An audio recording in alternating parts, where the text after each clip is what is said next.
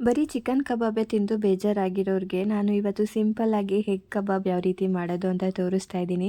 ನಾನಿಲ್ಲಿ ಒಂದು ಬೌಲ್ಗೆ ಸ್ವಲ್ಪ ಕಡಲೆ ಹಿಟ್ಟು, ಅಕ್ಕಿ ಹಿಟ್ಟು, 1 ಸ್ಪೂನಷ್ಟು ಕಾರ್ನ್‌ಫ್ಲೋರು, ಖಾರಕ್ಕೆ ಸ್ವಲ್ಪ ಖಾರದ ಪುಡಿ, ಗರಂ ಮಸಾಲ, ಸ್ವಲ್ಪ ಕಬಾಬ್ ಪೌಡರ್, ಹಾಗೆ ಬ್ಲ್ಯಾಕ್ ಪೆಪ್ಪರ್ ಪೌಡರ್, ಸ್ವಲ್ಪ ಸಾಲ್ಟ್ ಮತ್ತು ಕಸ್ತೂರಿ ಮೇಥಿ, ಹಾಗೆ ಸ್ವಲ್ಪ ಶುಂಠಿ ಬೆಳ್ಳುಳ್ಳಿ ಪೇಸ್ಟ್‌ನ ಹಾಕ್ಕೊಂಡಿದ್ದೀನಿ.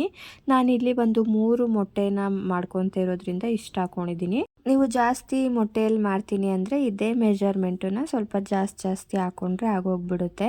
ಇದನ್ನು ನೀಟಾಗಿ ಗಂಟಿಲ್ದೇ ಇರೋ ಥರ ಮಿಕ್ಸ್ ಮಾಡಿಕೊಂಡು ಒಂದು ಸೈಡ್ಗೆ ಎತ್ತಿಟ್ಬಿಟ್ಟು ಇಲ್ಲಿ ಒಂದು 3 ಮೊಟ್ಟೆನ ಬೇಯಿಸ್ಕೊಂಡು ಕಟ್ ಮಾಡ್ಕೊಂಡಿದ್ದೀನಿ. ನೀವು ಎಗ್ ಎಲ್ಲೋನ ಬೇಕು ಅಂದರೆ ಹಾಕ್ಕೊಳ್ಬೋದು, ಇಲ್ಲ ಬರೀ ಎಗ್ ವೈಟಲ್ಲೇ ಮಾಡ್ಕೊತೀವಿ ಅಂದರೂ ಮಾಡ್ಕೊಳ್ಬೋದು. ನಾನು ಅದೇನು ಸಪ್ರೇಟ್ ಇಡೋದು, ನಮ್ಮನೆ ಯಾರೂ ಜಾಸ್ತಿ ಎಗ್ ಎಲ್ಲೋ ತಿನ್ನೋಲ್ಲ, ಹಾಗಾಗಿ ಒಟ್ಟಿಗೆ ಹಾಕ್ಬಿಟ್ಟು ಮಾಡ್ತಾಯಿದ್ದೀನಿ.